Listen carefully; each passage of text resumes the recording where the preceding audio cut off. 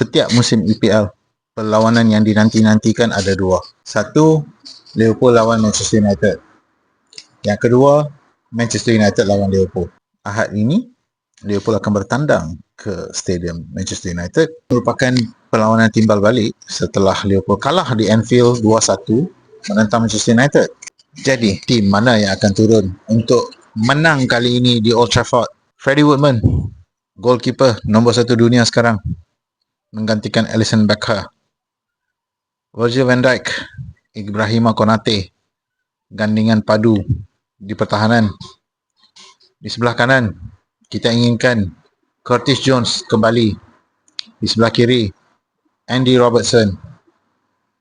Di bahagian tengah, Dominic Szoboszlai dan McAllister.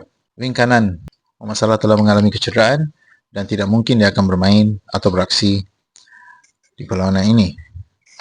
Jadi ia akan bergantung kepada Jeremy Frimpong.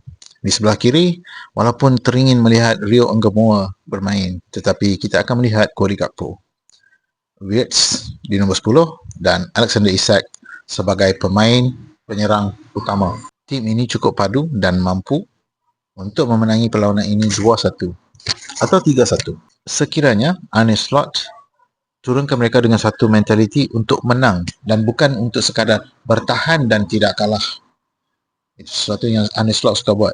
Bertahan, passing bola tepi dan kembali ke Woodman. Kalau kita buat begitu, memang kita akan kalah atau draw seterus-terusnya. Kalau kita serang dari permulaan permainan lagi, kita akan menang game ni. Ada apa-apa nak komen? Komen di bawah, share, subscribe dan like.